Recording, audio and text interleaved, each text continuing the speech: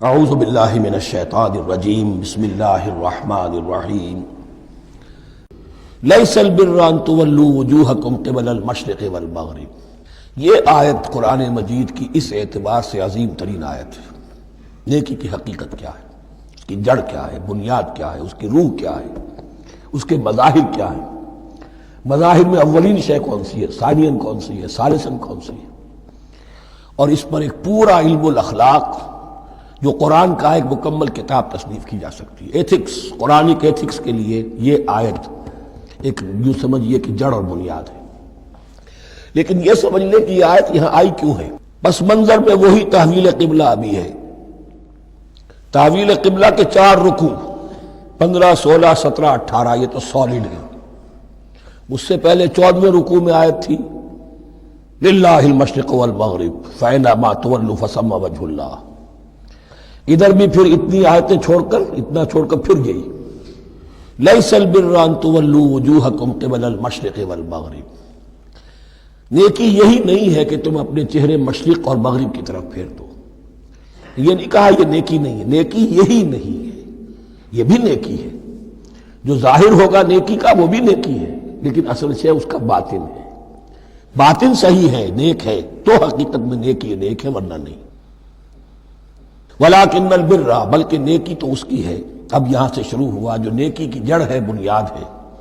مَنْ آمَنَ بِاللَّهِ وَالْيَوْمِ الْآخِرِ وَالْمَلَائِكَةِ وَالْكِتَابِ وَالنَّبِيِّينَ۔ سب سے پہلے ایمان، تاکہ تصحیح نیت ہو جائے۔ یہ جو ایمان لائے اللہ پر، یعنی جو نیکی کر رہا ہے صرف اللہ سے اجر کا طالب ہے۔ وَالْيَوْمِ الْآخِرِ، اور قیامت کے دن پر کہ اس کا کوئی اجر دنیا میں نہیں، صرف آخرت میں مطلوب ہے۔ ورنہ آدمی سوداگری کرے، دکانداری کرے، کپڑا بیچے، کچھ اور بیچے، دین تو نہ بیچے۔ دین کا کام کر رہا ہے تو اس کے لیے سوائے اخروی نجات کے اور سوائے اللہ کی رضا کے کوئی اور شے مقصود نہ ہو۔ والملائکۃ والکتاب والنبیین، اور ایمان لایا فرشتوں پر اور کتابوں پر اور انبیاء پر۔ یہ تینوں مل کر ایک یونٹ بنتے ہیں۔ فرشتہ لایا دین، کتاب بن گئی اور انبیاء پر آئی وہ کتاب۔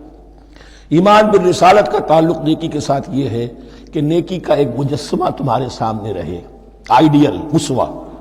ایسا نہ ہو کہ اونچ نیچ ہو جائے۔ نیکیوں میں بھی ایسا ہوتا ہے، کوئی جذبات میں ایک طرف کو نکل گیا، کوئی جذبات میں ایک طرف کو نکل گیا۔ اس گمراہی سے بچنے کی ایک ہی شکل ہے کہ ایک مجسمہ مکمل، ایک اسوہ کاملہ سامنے ہو جس میں معتدل ہو تمام چیزیں، اور وہ ہمارے لیے اسوہ کاملہ محمد الرسول اللہ کی شخصیت ہے۔ نیکی کے ظاہر کے لیے ہم انہیں معیار سمجھیں گے، جو شے جتنی ان کی سیرت میں ہے اس سے زیادہ نہ ہو، اس سے کم نہ ہو۔ کوشش یہ ہو، آئیڈیل یہ ہو کہ بالکل انسان حضور صلی اللہ علیہ وسلم کے اسوہ کاملہ کی پیروی کرے۔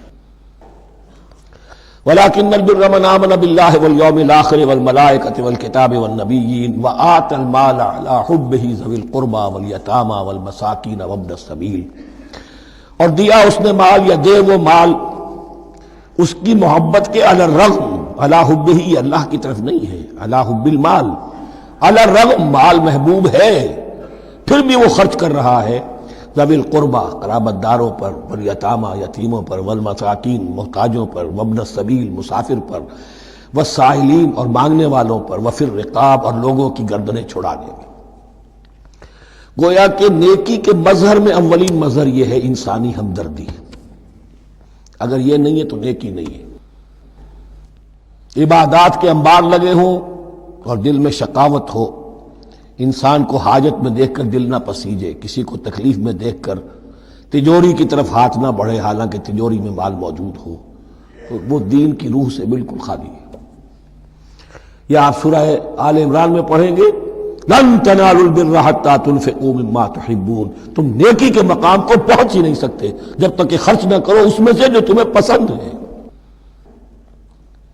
جس سے طبیعت گھبرا گئی، اکتا گئی، کپڑے میں جو بوسیدہ ہو گئے وہ دے دیے، حاتم طائی کی قبر کو لات مار دی، وہ نہیں، جو شے پسند ہے اگر اس میں سے نہیں دیتے تو نیکی کو پہنچ بھی نہیں سکتے، تمہیں ہوا بھی نہیں لگے گی۔ وَأَقَامَ الصَّلَاةَ وَآتَى الزَّكَاةَ، دیکھیے نماز اور زکوٰۃ اب آ رہے ہیں۔ یہ ہے حکمت دین کہ ایک ہے روح دین، وہ ہے ایمان، اور جو اس کے مظاہر ہے، مظہر اول انسانی ہمدردی، نمبر دو ہے پھر نماز اور زکوٰۃ، اور یہاں زکوٰۃ کو علیحدہ ذکر کیا ہے، اور اس آیت کا حضور نے حوالہ دیا ان فی المال لحق سوى الزکاۃ۔ دیکھو کچھ لوگوں نے سمجھا بس ہم نے زکوٰۃ نکال دی تو حق ادا ہو گیا پورا، بڑی بے وقوفی ہے۔ مال میں حق ہے زکوٰۃ کے سوا بھی، اور اب آپ نے یہ آیت پڑھی، دیکھو اس آیت میں کیا ہے، زکوٰۃ کا تذکرہ بعد میں ہو رہا ہے، وَآتَ الْمَالَ عَلَىٰ حُبِّهِ ذَوِي الْقُرْبَىٰ وَالْيَتَامَىٰ وَالْمَسَاكِينَ وَابْنَ السَّبِيلِ وَالسَّائِلِينَ وَفِي الرِّقَابِ وَأَقَامَ الصَّلَاةَ وَآتَى الزَّكَاةَ۔ اس کی کیا حکمت ہے کہ ایمان کو تر و تازہ رکھنے کے لیے نماز ہے، اقم الصلاۃ لذکری، اور انسانی ہمدردی میں مال خرچ کرنے کے جذبے کو پروان چڑھانے کے لیے، برقرار رکھنے کے لیے زکوٰۃ ہے۔ اتنا تو دو نا کم سے کم، بوتل کا منہ تو کھلے، کارک تو نکلے اس کا، اگر بوتل کا کارک نکل جائے گا تو شاید اس میں سے کچھ شربت اور بھی نکل آئے، تو زکوٰۃ ہے تو کارک کے مانند 2.5% ہے، کیا ہے، لیکن یہ کہ اس سے پھر کچھ اور بھی نکلے گا۔ جو زکوٰۃ بھی نہیں دیتا اس نے کیا کرنا۔ وَالْمُوفُونَ بِعَهْدِهِمْ إِذَا عَاهَدُوا، اور وہ کہ جو اپنے عہد کو پورا کرنے والے ہیں جب کوئی عہد کر لے۔ سب سے بڑا عہد اللہ سے کیا، لَسْتُ بِرَبِّكُمْ قَالُوا بَلَىٰ، پھر عہد شریعت کا ہے کہ جو ہم نے کیا اللہ کے ساتھ، پھر آپس میں جو بھی معاہدے ہو جائیں، اور معاملات انسانی سارے کے سارے معاہدات کی شکل میں۔ شوہر اور بیوی کا معاملہ بھی ایک معاہدہ ہے، marriage is a social contract. شوہر کی ذمہ داریاں ہیں، اس کے فرائض ہیں، بیوی کی ذمہ داریاں اس کے فرائض ہیں، شوہر کے حقوق ہیں، بیوی کے حقوق ہیں۔ پھر جو بھی امپلائر امپلائی ریلیشن شپ ہے، معاہدہ ہے، کانٹریکٹ ہے۔ جو ہمارا آپ کا پولیٹیکل سسٹم ہے وہ بھی معاہدوں کے اوپر مبنی ہے، بڑا بزنس جو ہے وہ کانٹریکٹ میں چلتا ہے۔ تو اگر ایک چیز پیدا ہو جائے کہ جو عہد کر لیا ہے اسے پورا کرنا ہے، تو ساری اسٹریم لائننگ ہو جائے گی تمام معاملات کی۔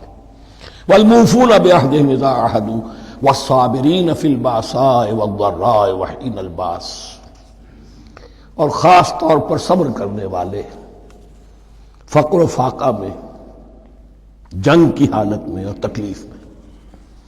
یعنی ایک نیکی ہے بدھ مت کے بھکشوؤں کی نیکی، ایک نیکی یہ ہے، یہ نیکی باطل کو چیلنج کرتی ہے، یہ نیکی خانقاہوں تک محدود نہیں ہوتی، یہ نیکی صرف انفرادی سطح تک محدود نہیں رہتی۔ جو نیکی اللہ چاہتا ہے وہ یہ ہے کہ اب باطل کا سر کچلنے کے لیے میدان میں آؤ، اور جب باطل کا سر کچلنے کے لیے میدان میں آؤ گے تو خود بھی تکلیفیں اٹھانی پڑیں گی۔ صحابہ کرام کو بھی جانیں دینی پڑی ہیں، سینکڑوں صحابہ نے جام شہادت نوش کیا۔ تو آخری چوٹی کیا ہے؟ گویا کہ سمم بونم جس کو کہتے ہیں ایتھکس کے اندر، کہ اس نظریہ اخلاق میں سب سے اونچی منزل کون سی ہے؟ وہ سمم بونم جو ہے اسلام کا، والصابرین فی البأساء والضراء وحین الباس ولا تقولوا لمن يقتل فی سبیل اللہ اموات بل احیاء ولکن لا تشعرون۔ وہ آیت یاد کر لیجیے، اولئک الذین صدقوا، یہ ہے لوگ جو سچے ہیں۔ دعوت و نیکوکاری کا بہت سو کو ہے، یہ ہے وہ لوگ کہ جو سچے ہیں۔ وَأُولَٰئِكَ هُمُ الْمُتَّقُونَ، اور یہی حقیقت میں متقی ہیں۔ تمہارے ذہنوں میں کوئی اور نقشے بیٹھے ہوئے ہیں، کوئی لباس ہے، وضاقتہ ہے، بس یہ بڑا متقی آدمی ہے۔ تقویٰ اس کا نام ہے، یعنی یہ پوری انسانی شخصیت کا ایک حیولہ ہے، ایک پوری انسانیت کا ایک فرد کا نقشہ کھینچ دیا گیا کیریکٹر کا، جس کے اندر روح ایمان اور خارج میں اس ترتیب کے ساتھ دین کی یہ تقاضے اور نیکی کے یہ مظاہر موجود ہیں۔ اللہم ربنا اجعلنا منہم، اللہم ربنا اجعلنا منہم۔